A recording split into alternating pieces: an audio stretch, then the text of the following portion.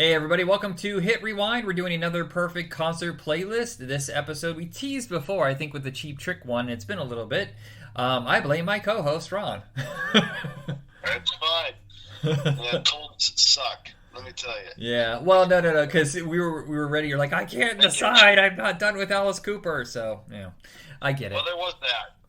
This was. I don't know why I had such a difficult time getting this one together. The Alice Cooper part was easy. It was the other two. Yeah, you know what we did? We tortured ourselves with the last episode too because we're trying to find two bands that go really well together. See, originally it was going to be, I think, Alice Cooper, Cheap Trick, and like somebody else that you chose. And then I was like, well, no, that doesn't work. So we haven't been hot for a long time. And the nice part is we waited long enough now that I can talk about the Alice Cooper concert I went to 2 nights ago. That's awesome. See, it was like by design. Kismet, yeah. That's right. So our mutual friend Robert went, who's been on the show. We went and saw him 2 nights ago, and I gotta tell you, 75 years old, you wouldn't know because it was just astounding, and it was a long show too. He didn't cut any corners, and he didn't look tired. He didn't. Here's the fortunate thing for Alice Cooper is that he's always looked and sounded 75. This is true. I mean, if you go back far enough, he looked like a skinny, half-dead teenager. But at some point in his life, earlier in his career, at least when I got into him, he always looked old to me. So. Yeah.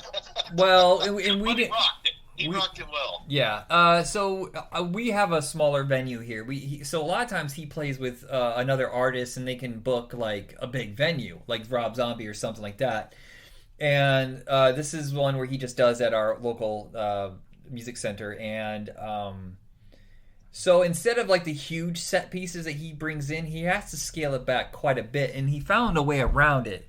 And so instead of bringing in like the 3/4 size castle wall, what do you want to call it, what he does is he brings down a drop thing, like, you know, a giant board that looks like the entrances to a castle. And then behind that, he has a giant screen. I don't know if it's 1 screen or 4 because it has 4 different images going on it at once sometimes, and then sometimes it's a single image. I don't know how that works. So like with Feed My Frankenstein, he will have just on the TV, he has those giant, you know, those bolt, what do you call those things? Like those Tesla coil kind of things where it's shooting electricity back and forth. So instead of actually having that kind of stuff, it's just on a video screen. So that's a lot of it. But he still brings in like, so he has like this, he starts off like he's in court and he's found guilty of crimes. And so they have like the podium where the judge would be, and then the defendant would be. And so he has that, but then when he does Welcome to My Nightmare, they just spin it around and then he just comes down those stairs. So it's really, like, over the years, he's really figured out how to keep his show very theatrical, very big in quotation marks, but not having as much space to work with.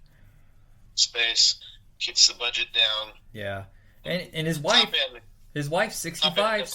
Yeah, his wife's 65 and she's still out there doing the ballet dancing to the songs.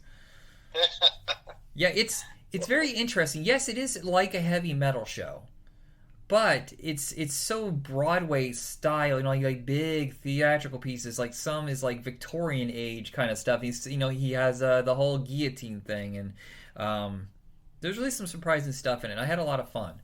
The only thing I wish he could have done, but I know it would have been too expensive, is he had to modify a lot of his songs from the 70s because, you know, before his comeback in 86, he wasn't just like hair metal, you know, he wasn't that kind of sound. Before that, he had more variety. He had some songs that were new wave. He had some songs that had a little bit of blues vibe to it. And then he had a lot of songs with horns. And he had to switch, like he had to redesign his songs so that it could fit with just, you know, his 2 guitarists, bassist, and drummer, I think is what it is, yeah. Oh, that's sad. Yeah, because, you know, like with the small, the gigantic Tesla coils and stuff like that, and then people are start worrying about insurance and you know, we got to burn the place down. Well, you know, so like, you know, some of the songs have synth, and like I said, Welcome to My Nightmare has a horn section. Well, he had to modify that to change it, so it does sound different. And what I've noticed is if you go and look at his concerts online, is that he's constantly changing the pattern of the show, the look of the show, and the set list.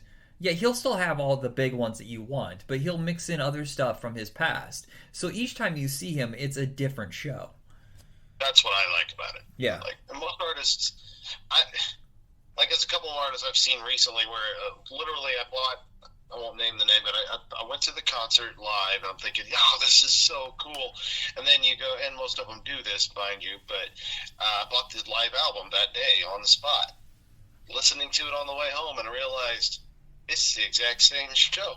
Yeah, even down to the pattern that they have is repeated. Yeah, and to the banter in between. I'm like, oh, come on. No. Yeah. And I always wondered why it was that Alice had so many live albums over the last 20 years. And I thought, oh, he's just padding, trying to, like the way Kiss does. They repackage their greatest hits all the time. But each one, if you look, they are completely different set lists. And so I was like, oh, you get a different experience. So, that's pretty cool that he knows, like, he could phone it in at this age. Like, just, I don't care anymore, but he doesn't. I think he gets it. He realizes the minute he starts doing that, that's when it's over. Yeah. That's when you start going downhill. He's had a very varied career. Like, so in the early 80s when he started experimenting more with like new wave and art rock and stuff like that, progressive rock, but he was also like coked out of his mind. He was drinking like crazy and he destroyed his career. And then he had a reemergence in 86, and then there's been little moments like in the 90s where he started doing like industrial rock or like whatever his White Zombie did, like in, what do you call that? Like techno infused rock. I don't know what theirs was, but he kind of modifies it over the years, and some of his albums don't sell so well anymore. But he is a legend for a reason, and I think a lot of it's because of his concerts. Right. So with that, telling you what it's like, and seriously, go see him before he retires. You go ahead and open up. Who are your three? You have Alice Cooper, and who are your two openers? Alice Cooper. Okay, so I went a little crazy. I on the third band, I had to go through like 3, 4 different iterations, and I finally settled on one that seemed like it might be a little bit off, but I think it would fit, because one thing about Alice Cooper is he always had varied artists with him. Mm-hmm. Or at least within the rock genre, at least as far as I know. But rock is broad, right? So I went with, because we haven't really touched on, and I think we're getting ready to at some point or another. You've got a good list going there where we're going to actually touch on some female artists in the genre. But I wanted to touch on, because we never did it, so I settled on Suzi Quatro, listening to the song Can the Can. Uh-huh. Sounded an awful lot like old Alice Cooper. I'm like, this fits perfect. Okay. I've got Alice Cooper, Suzi Quatro, and Helix was the third band I settled on. Wow, I don't know who that is. Who's Helix? They did the song Heavy Metal Love. Let's see, Never Gonna Stop the Rock. Rock You is a big one. What decade are they from? What decade? 80s. Oh, okay. I mean, they came out in the late 70s, but they were big in the mid to late 80s. Hey, so you know the 86 movie Trick or Treat that's all around rock and roll? What was the name of that band? Was that Halloween? Halloween. Okay, yes. That's another good one I think that we could have. But they went more heavy outside of that movie, right? They went more like thrash almost, right? I think so. And I wanted to go with like maybe a Dokken or something like that, but I kept thinking that would be better for another show. Yeah. So, yeah, we were going to do some more of that as we move into the 80s. My three are, I kind of go theatrical, but also I have a female rocker in there as well because I think she fits. It's Alice Cooper with Meatloaf and Lita Ford. Yes. Yeah, so I made this list before I saw them in concert, so there are probably a few more songs that I would add in there. But I'm just going to let it go and leave it at the 24 tracks. So you go first. Who is your opener? My opener would probably be Helix, probably. Okay. Now, granted, they had a big following. I think a decent following. That being said, I had forgotten they existed. I'm sorry, guys. You guys got some awesome music if you're listening to this by some, miracle. But so I would open with Helix. I've got 7 songs for them. I'm sure they've got some other really good ones, but honestly, when I was looking through it, I think they only got like 5 albums, 4 maybe. Yeah, I'm looking. They just had one called Old School from 2019, so they're still putting out a lot. There's like 12 Well, albums they're here. still kicking it. They're Yeah. still kicking it, but their heyday, I should say, in their heyday. Um, anyway, so starting off with Helix. Again, I never do any particular order except for the main guy. I kind of took some time with him, but Never Gonna Stop the Rock. I've got High Voltage Kicks. Heavy Metal Love was a real big one for them. No Rest for the Wicked. Don't Get Mad. Sorry, Get Even. Dirty Dog and Rock You. Okay. So And Rock You's the big no one, Rest for right? the Wicked on this, but that's a good album. But And I know what song you're talking about now. Yeah, this minute I started like humming in my head, it's like, oh, I just never knew who sang it. I was in the same boat there. So Okay. and that's all I had for them. Being an opener, I figured that works pretty good. Alrighty, so I open with Lita Ford. I have some obscure ones kind of in there. Some people think she's a one-hit wonder. Obviously, she's not. But I think she was kind of like one of those just under the radar kind of musicians where she had a solid fan base but never really broke through to the top 40 again. But so Larger Than Life is the big opener. Then a little bit more like it's still a good rocker, but it's a little bit softer. Is Where Will I Find My Heart Tonight? Playing with Fire at number 3, and then of course the two big ones, Close My Eyes Forever, which I thought would be great if she brought Meatloaf or Alice. I don't really care, but I think Meatloaf has the voice that would match better with that song. Yeah, And Kiss Me Deadly is the closer. definitely. And I know, like, you're probably wondering why Meatloaf. Well, I know he's dead. But this is supposed to be like any alternate universe where it doesn't matter, where time isn't part of the whole deal. So. I mean, we're still using people out of the '60s. So Yeah. All right. So Suzi Quatro is your second on stage. She is my second on stage, starting off with Glycerine Queen. Now, this reaches way back. So Suzi Quatro was actually in the '70s, but very much in an Alice Cooper kind of vein. Yeah. Well, she's the part of the glam rock. Yeah. Yeah. Brain Confusion. Can the Can, again, was a very much an early Alice Cooper style. Yeah. Yeah. Move It, off of the album Quatro. Now we're jumping we're jumping out of the '70s, mid '70s, up to 2006 with Back to the Drive. Wow. And I think this Back to the Drive is a really good album. I totally mistyped this. There's another album that but anyway, she comes back strong in this. I think she's still got definitely the rockin' voice. Sounds a little different, but still rocking it. Motor City Riders is my other one.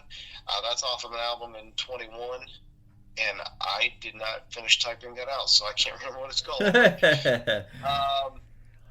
Let's see. My last song from her is Damage, and that is sung with Katie. That's an album she did called Face to Face in this year with Katie Tunstall. Okay. It's pretty good, too. Yeah, so I know of Suzi Quatro, and I feel like there was a moment where she kind of broke through into the pop culture. Like, I feel like she was an arc or an episode of Happy Days. I could be wrong. But yeah, she's that pre-Joan Jett Runaways glam rock, and so I think she kind of gets forgotten about because besides Can the Can, she never really had like a top 40 song. No. I say that's honestly, if you go through her whole repertoire, there's a whole gambit of music. And I stuck with the ones that felt like they fit with Alice. Yeah. A little more rockin'. But she's got a bunch of other stuff that's very much sounds '70s and early '80s types, with a kind of a softer side, if you will. But anyway, that's it. So I gotta quit saying Go ahead. What'd you say? I said I have to quit saying Oh, all right. Well, I just did it too. Dang it! I think that was some sort of subconscious trigger. So Meatloaf songs aren't as tight as the other two. They're like they said, they're much more theatrical. Well, who's the writer that was on that? Jim Sharman or something like that. I can't remember the name of the guy. Dadgummit. I had it in my head, but he had his own career like writing songs outside of Meatloaf, and he had a couple albums of his own. But I think, what was it, 93, is they realized both of them it was time to get back together. And, Bat Out of Hell 2, like, was a huge, massive comeback for Meatloaf. But I'm telling you right now, there's something I will not put on this list. I will put on any Meatloaf song, but I won't do that. Did you like that? Jim Steinman. Thank you. Jim Steinman. I got that wrong. Okay, so I am skipping that because there's no way in hell. And see, here's the thing: is that song was so oppressive that I actually got sick of it. Like at first, I thought it was really cool, and I never really went back to listen to Meatloaf because I kept thinking like, oh, that fucking song. I can't do it. Hey. Sorry, I cussed. I try not to cuss when I record with you. I apologize. But it's exhausting. But then I went back and I was like, wait, Meatloaf is great. They're really elaborate and fun. He has a great voice. And so I feel bad that I ignored him all this time. And honestly, I didn't know he did much of anything outside of... Did he do... I mean, how many albums did the guy have? Well, here's the weird thing. Is so not a lot of people know this, but his first 3 or 4 albums, and then he lost his voice. He... not lost his voice. It was like a psychosomatic thing that he could not regain it. Like something mentally was blocking him from getting to those notes.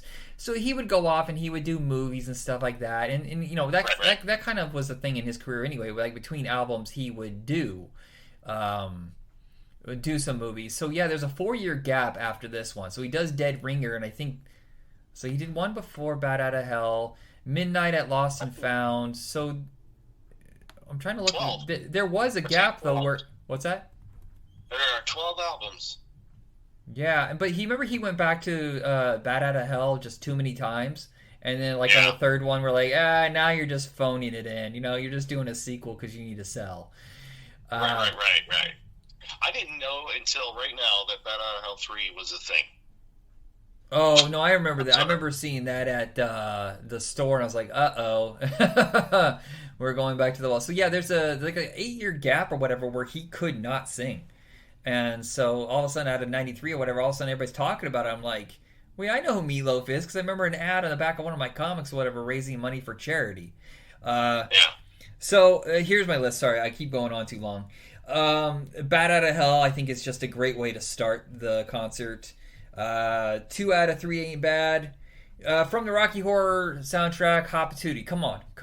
We all know we love it. I'd Lie for You, and That's the Truth.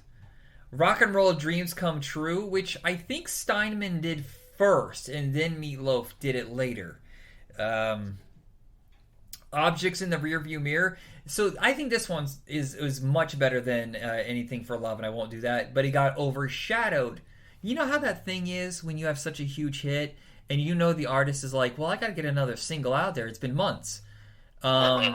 But it still gets overshadowed because the other one is still playing so much. I think that's what happened with this song. Yeah. And Paradise by the Dashboard Light. And this is when you bring Lita Ford back out to sing it with them. That works. Yeah, and that's my closer for Meatloaf. Okay. All right, so it's the big man, Alice Cooper. Alice Cooper. Well, you got to start it off with the new one. In my opinion, you don't have to, but I'm going to this time. With Introduce Yourself. I'm Alice from the Road 2023. He opens his show now with Welcome to the Show, which is off his new album as well, which I thought was a cover of the Kiss song Welcome to the Show from Carnival of Souls. It's not. It's not. It's similar in its feel, but it's not the same. But yeah, it's a great way to start. But yeah, you got a good one there too. I say I have to preface this that I didn't really get into Alice Cooper until 90, 91 with Hey Stupid. Yeah. That was my first for now I knew some of his music. Everyone in my life had listened to it at some point or another, but I didn't get my first album of his until Hey Stupid, and then it went from there. But and that would have been my first AC album purchased. Hey Stupid is my second choice. Feed My Frankenstein, again off that album. Seriously, that's the best. Seriously, in concert, Feed My Frankenstein is the absolute best. It just destroys. So I've never gotten to see him live, but I have seen live concerts like VH1 or something like that. I can't remember when, but fantastic. Yeah, well, that's the one that was part of his big comeback too, is because people who didn't really listen to heavy metal saw that performance in Wayne's World. Yes, yes. Was Alice Cooper ever on? What was that? In concert? I wouldn't be surprised if he was. Well, wait, which one's in concert? That's not the one on PBS, right? That's something different. No, no. In concert was. I thought it was. Oh wait, actually, I think it was PBS because I think I never had cable, so I had recorded these. It might have been PBS. Okay. Let's see. In concert, American TV series. I will not read all this to you guys. ABC. Actually, with ABC. Late night on ABC. Oh, okay. Yeah, yeah, I can see that happening. He has a lot of. I don't know if it's because he was so theatrical, but if you look on YouTube, there's tons of his concerts that aired on television. It's like specials because, you know, he had something different than just a normal rock and roll show. Say somewhere I record. I don't think he was ever on there, but I did. I do somewhere on the VHS have Judas Priest recorded from that. Okay. Judas Priest and the Zoo. Scorpions. They were on the same show. It was fantastic. I mean, it's probably crap now because it was VHS. But anyway, I digress. I got to go back to old school, to Schools Out. Poison from Trash. No More Mr. Nice Guy, of course. This one's a little off, but I always liked it for some reason or other. It was Hell is Living Without You. Oh, yeah, that's a good one, yeah. Freedom. That's a fun one. Give the Radio Back. Okay, so I only had 7 songs for the other ones, and this is Alice Cooper, and like you said, he's got stamina. So I'm 18 is number 10, and then he comes back for number 11. Hanging On by a Thread, Don't Give Up. Very good song. Message against. Actually, on the album, it actually at the end of the song, he says, you know, you're not alone, all this. So he puts out the suicide hotline number on there and everything. That's what the song's. And it's a very good song. Is that more recent? Because I don't know that one. That is 2021. Okay. I haven't listened to the last couple albums. Listen, Detroit Stories is a really good one. Okay. As is Road, which you know if you went to Wisconsin the other night. So, okay, so this one's a good one. I didn't know he did. There's this guitarist out there. Her name's Nita Strauss. She's a metal guitarist, up and coming as far as I know. She's fairly recently new.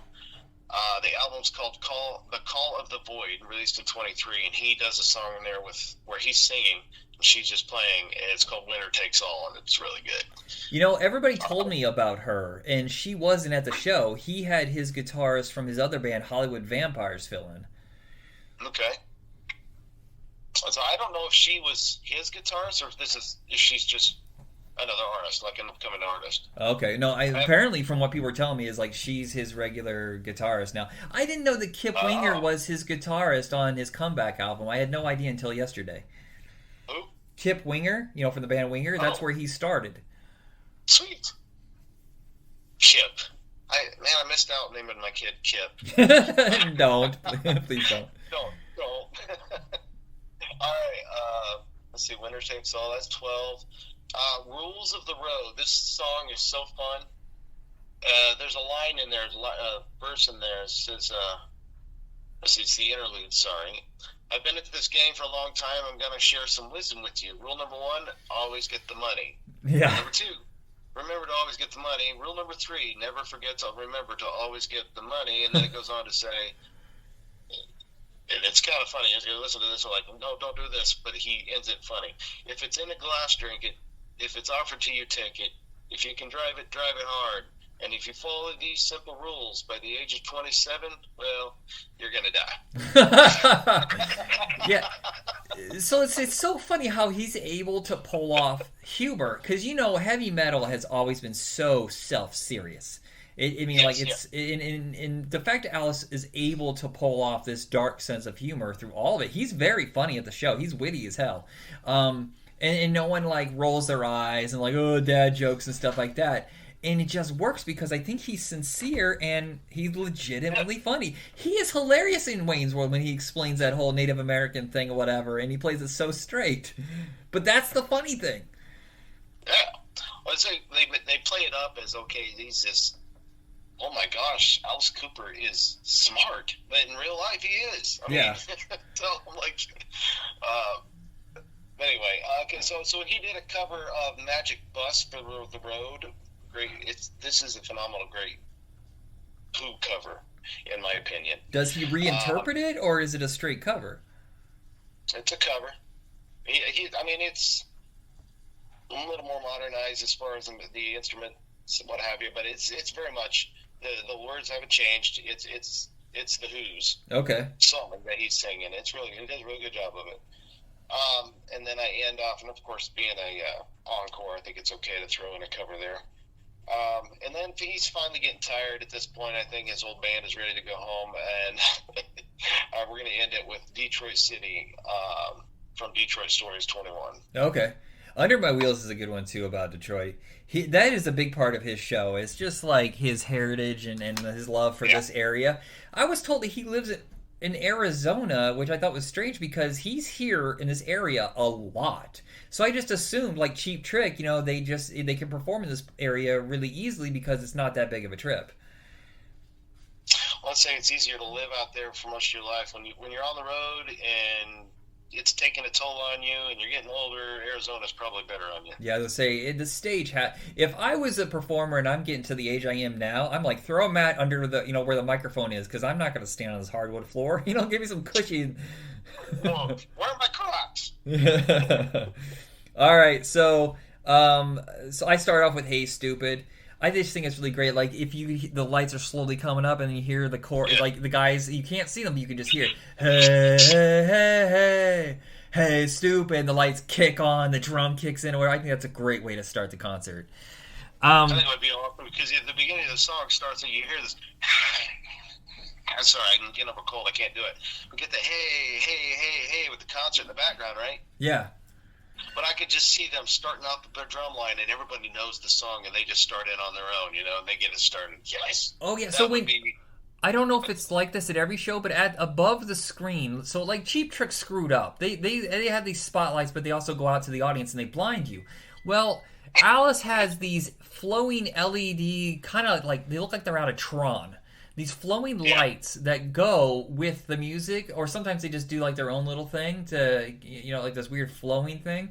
So you can see the audience without blinding them.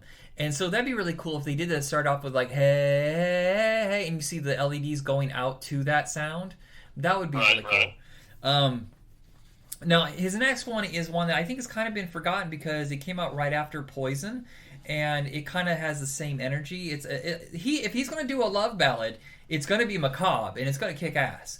And Love's a Loaded Gun is just as good as Poison, and for some reason people forget that exists, even though it did chart. That one barely eked off my list. Okay. Feed My Frankenstein, come on. Now knowing that's my favorite song to see in concert, I probably would make that the closer. Poison is next. You gotta have that. That's his biggest hit, I think, of that era. Now this one I really was hoping he was going to do at the concert, but I don't think he owns the rights in the same way because it's from a movie, and I think he was hired to do it. It's from Friday the 13th Part 6, Jason Lives, and it's He's Back, the Man Behind the Mask. I don't necessarily know if he owns the rights to that. I know what song you're thinking of, but I don't know. I mean, it is on one of his albums, but maybe he just didn't want to do it. But it seemed like it's Halloween, he should have done it. But right. So I'm a big fan of two albums from his era where no one was listening to him. He was not selling. And it's his new wave era. So he had Flush the Fashion in 1980, Special Forces in, I want to say 82, and then after that it derails. Zipper Catches Skin is pretty bad. And then Dada from 83 or 84 is unbelievably bad. It's when he was completely coked up, and he's working some shit out with his dad. I don't know what was going on. But so these are from Special Forces or Flush the Fashion. It's The Prettiest Cop on the Block, a cop that dresses in drag, and just like he's so like just so forceful in the song, and I just fucking love it. He's like, "Yeah, I'm a cop, and I'm a badass, and I'm dressed like a woman. What are you gonna do about it? I'm pulling your ass over and giving you a ticket. Shut up." Who do you think we are? Which is AKA Special Forces, and technically this was a top 40 hit, but no one remembers it. Clones. I think it's in parentheses. I think we're all. And it was his new wave song, and it's pretty cool. It's clearly influenced like Devo and stuff like that. And then we're going old school. Welcome to My Nightmare. It's a slower song, but damn it, it works. And since it's the perfect concert, and then the budgets aren't I'm bringing in the horns, man. I'm bringing in the horn section. You can never go wrong with horns. Yeah, I love horn section. No More Mr. Nice Guy, and I'm 18. And closing up with School's Out, which he did in concert. Here's the funny thing is, he doesn't do an encore. He doesn't do that bullshit where he's just like, I'm done. And like, you didn't play your what are you doing? Where are you going? And then it's quiet, and then you do that applause. Come on, come back. And they do like 2 or 3 songs. He doesn't do that. He doesn't fart around. He just straight up gives you what he wants. See ya.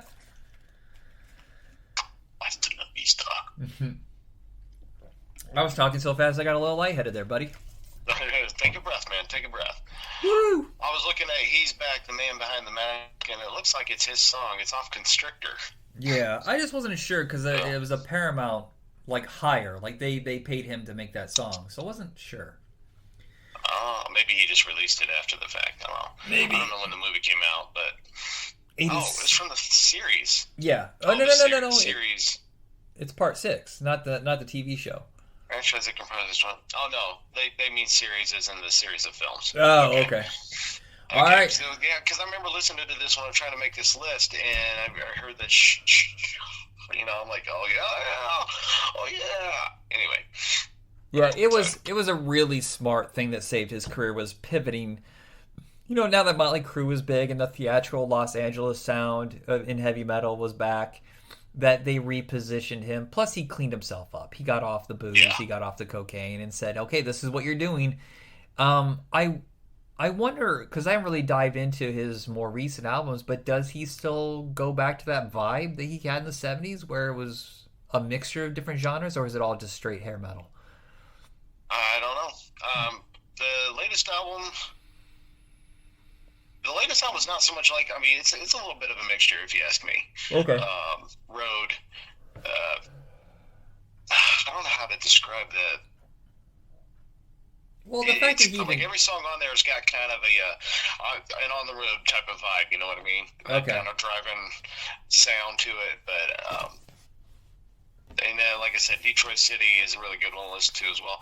I don't think he really goes as far, like, as broad on his twist as he did back then, but there's definitely a little bit of a mixture there.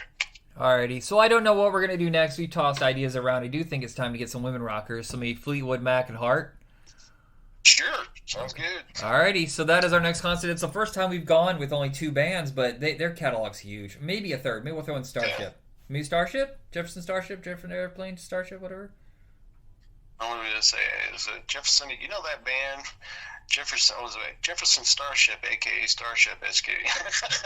that is the only band I know of that constantly changed their name. Like, it just kept evolving. Like, yeah, it's so strange. Like, Jefferson Airplane for 10 years, and then Jefferson Starship, and then 10 years later, Starship. But that didn't last as long. I think Starship was only like 2 albums. Yeah, I don't know if it was because of get into this if we ever do something for them, I guess, but I think it had more to do with like roll call. You know what I mean? Like once the band changed, I had a problem. When the band has a problem with whether or not you can keep the name and continue on without you, you didn't really have a real good, solid foundation. Yeah. And maybe I'm just pulling out of what, but anyway. It's sad. It's always nice when you find a band who can, like some of these bands that started in the 60s and they're still going strong today with most of the reason they don't have all their people is because they can't walk on stage with a walker anymore. Yeah. Well, here's the weird thing is Lou Gramm is going to be here, and I'm like, would it really kill you just to reunite with Foreigner? For the love of God, just do it. Do you hate each other that much? What was the whole Eagles When Hell Freezes Over tour, so it was never going to happen, but it did. did. Yep. And it was great. Because the money was there. All right, everybody, that is it. We wandered off the ranch a little bit, so we got to bring ourselves back. All right, have a good night. Back in. And rock on! Or something stupid.